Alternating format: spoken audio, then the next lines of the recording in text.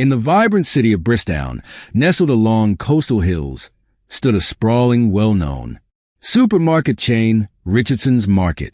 One morning, Christian Diaz, a recently promoted store manager, walked through the store with a sense of pride and satisfaction. At just 23, he had achieved this role through sheer determination, starting as a bagger at 18 and gradually working his way up.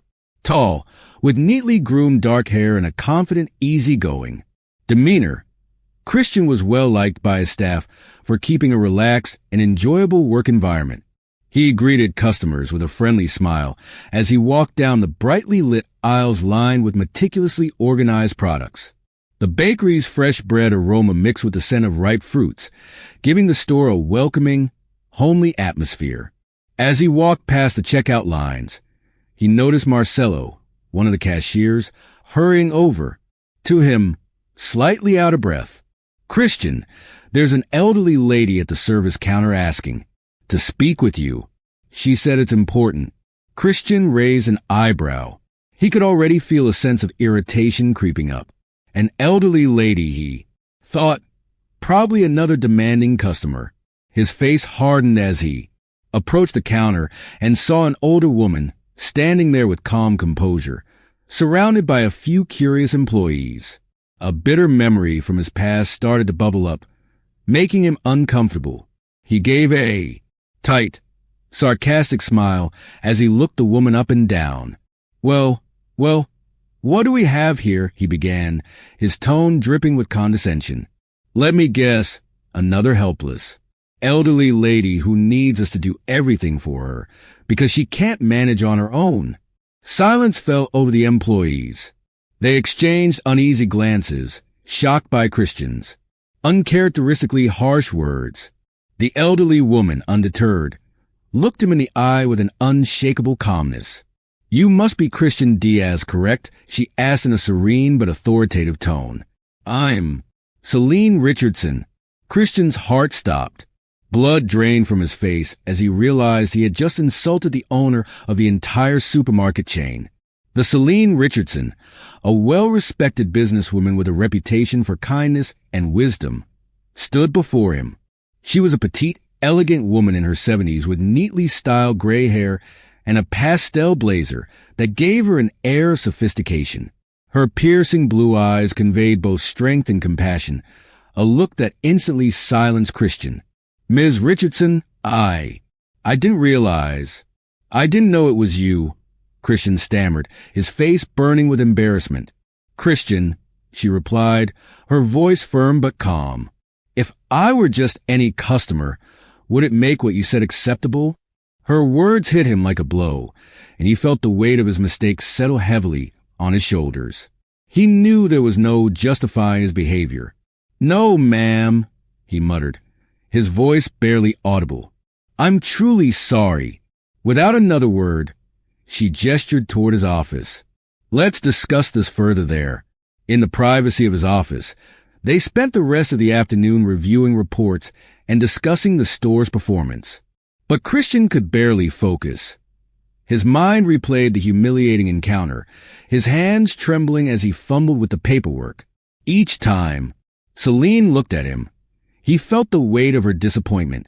When their meeting finally ended, Celine looked at him thoughtfully. "I'll be back tomorrow," she said as she left. "I have some ideas I'd like to test here." "Good night, Christian." Christian sat in his office, overwhelmed with a mix of relief and dread. Tomorrow, he thought, would bring consequences he wasn't sure he was ready to face. The next morning, Christian arrived early, anxious to make a good impression. But when Celine arrived, she wasn't alone. She was accompanied by a group of 8 elderly men and women, each with a warm smile and an air of dignity. "Christian," Celine said with a slight smile, "meet our newest team members. These individuals will be assisting with customer service roles that could use a more personal touch." Christian looked at the group bewildered. They're elderly," he said, struggling to mask his surprise. "Yes, elderly," Celine responded firmly. "But age does not define ability, Christian. Each of these people brings unique skills and experiences that will enhance the environment here. They'll be at the entrance, greeting customers, helping parents with children, and assisting anyone who needs an extra hand. They will also help pack groceries and assist in small ways that make a big difference. Over the course of the day, Christian observed the new employees with reluctant curiosity. Mrs. Martha, a retired schoolteacher with a kind smile, stood at the entrance warmly welcoming each customer. Mr. Jorge, once a firefighter, helped a mother with a young child find the baby formula aisle, his gentle guidance comforting the anxious woman. Mrs. Olga A., former seamstress with nimble hands, packed groceries with precision and care, engaging customers in friendly conversations. Mr. Albert, a retired accountant with a sharp mind, helped a customer with mobility issues maneuver his cart to the parking lot. To Christian's surprise, the store felt different. Customers seemed happier, the environment warmer. He noticed smiles on people's faces and overheard positive remarks about the new initiative. As he watched these elderly employees work, something within him shifted, though he couldn't quite identify it yet. At the end of the day, Celine approached Christian in his office, her expression soft but knowing. Before she could speak, he took a deep breath, his heart pounding as he prepared to reveal a deeply buried part of himself. "Ms. Richardson," he began, his voice heavy with vulnerability, "I owe you an explanation." She listened attentively as Christian recounted his childhood memories. He shared the story of his grandmother, who had suffered a stroke and came to live with his family. Her illness had completely transformed their lives, casting a shadow over his once vibrant household. His mother's life revolved around caring for his grandmother, and their family dynamics changed drastically. Laughter faded. Family gatherings became strained, and their house grew quiet as they tried not to disturb her rest. "I loved her, but I also resented the way her needs overshadowed everything," he admitted, his eyes glistening. "I started seeing elderly people as a burden, people who only took away freedom and joy. I realize now that it was an unfair view, but it stayed with me." Celine placed a gentle hand on his shoulder. "Thank you for sharing that, Christian. I can see now that this experience affected you deeply. But as you're learning, each person, regardless of age, has something valuable to offer. This situation with your grandmother was difficult, but it doesn't represent the reality of every elderly person."